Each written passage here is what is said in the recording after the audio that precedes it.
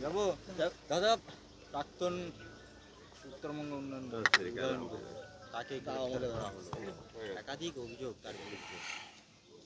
আপনারা উদয়ন গুহর যেসব ডায়লগ শোনাতেন, তারপরে উনি এতদিন বাইরে ছিলেন কি করে? তখনই অ্যারেস্ট হওয়া ছিল, সমাজ বিরোধীর মতো কথাবার্তা। আর তার তো দুর্নীতির কেস আজ নয়, তার বাবা বেঁচে থাকতে সার কেলেঙ্কারির কেস ছিল। তো সব রকম গুণ ছিল। বাকি যা ঘটেছে সবাই দেখেছে, লোকে কমপ্লেন করেছে, বাকিটা আইন দেখবে। সুশান্ত ঘোষ গ্রেপ্তার উদয়ন ঘোষ গ্রেপ্তার হওয়ার কিছুক্ষণের মধ্যেই দেখা গেল যে সুশান্ত ঘোষকে গ্রেপ্তার করা হলো কাউন্সিলর। কারণ এ তো সবই এক জায়গায় একই রকম কালচার। এরা প্রত্যেক দিন এই কাউন্সিলররা লোককে ফোন করতো, ধমকাতো, টাকা চাইতো, লোকে ভয়ে বলতে পারেনি। আজ কমপ্লেন করছে, লোকে জমি দখল করেছে, অফিস দখল করেছে, ফ্ল্যাট নিয়ে নিয়েছে, কিচ্ছু বলতে পারেনি। ক্লাবকে ক্লাব দখল করে নিয়েছে, বেড়ি দখল করে নিয়েছে। এগুলো তো আমরা সবাই জানি। আজ যারা ক্ষতিগ্রস্ত হয়েছেন তারা কমপ্লেন করছেন, তার উপরে হচ্ছে অ্যাক্টিভিটি। প্রাক্তন মুখ্যমন্ত্রী তার বাড়ির সামনে যারা নিরাপত্তারক্ষী ছিলেন 20 বছর ধরে যারা ছিলেন তাদেরকে তুলে নেওয়া হলো।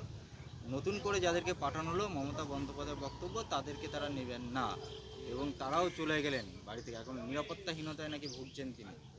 ওনারা যাদেরকে নিরাপত্তা দিতেন, আমাকে এক সময় সরকার দিয়েছিল দুজন কনস্টেবলকে সিকিউরিটি আমার সঙ্গে। আমি তো বলিনি, চয়েসও করিনি। সরকার দিয়েছিল, তারা আমার সঙ্গে থাকতো। তো উনি কেন চয়েস করছেন? সরকারের হাতে, ওনার হাতে। উনি যখন সরকারে ছিলেন, মুখ্যমন্ত্রী ছিলেন, পুলিশ মন্ত্রী ছিলেন, উনি এগুলো সঞ্চালন করেছেন। যাকে যেখানে পাঠিয়েছেন 6 মাস অন্তর চেঞ্জ করতেন। ওনার থানার ওসির কোনোদিন ট্রান্সফার হয়নি, এয়ারপোর্টের ওসির কোনোদিন ট্রান্সফার হয়নি। তো আজকে যিনি এই মাথায় মুখিয়ে আছেন সরকারে, তার দায়িত্ব আছে যেটা দেখার, অধিকারও আছে। কাকে কোথায় পোস্টিং করবেন, কী করবেন, সেটা উনি মানছেন না কেন? উনি সরকার মানবেন না, উনি সংবিধান মানবেন না, কোর্ট মানবেন না, তো এই দেশে আছেন কেন? চলে যান বাংলাদেশে। আর একদিকে মেসি যেমন হ্যাটট্রিক করছে বলে, অরূপ বিশ্বাসও হ্যাটট্রিক করছে হাজিরা না দেওয়ায়। আমি শুনলাম মেসির অফিস থেকে ফোন, মেল এসেছে থানায় যে ওই যে যা ঘটনা ঘটেছে তার জন্য মেসি কোনোভাবে দায়ী নয়, অরূপ বিশ্বাসই দায়ী। তো ইন্টারন্যাশনাল ফিগার হয়ে গেলেন অরূপ বিশ্বাস। এখন তার বিদেশ থেকে, আর্জেন্টিনা থেকে তার জন্য মেল আসছে, অনেক গুরুত্ব বেড়ে গেছে। অরূপ বিশ্বাসকে পুলিশ খুঁজে পাচ্ছে না, তাকে বারবার ডাকছে, আসছে না। যে পুলিশরা এতদিন একসঙ্গে খেয়েছে, পড়েছে, থেকেছে, তারা কি আর কি খুঁজে পাবে? তারা দেখতেই পায় না, তারা তো তাকে চোখে হারায়। হকার উচ্ছেদ নিয়ে মমতা বন্দ্যোপাধ্যায় কালকে একটা মিছিল করেছে। এখন করুন, সময় আছে তো, আন্দোলন মিছিল করে নিজেকে একটু জীবিত রাখুন।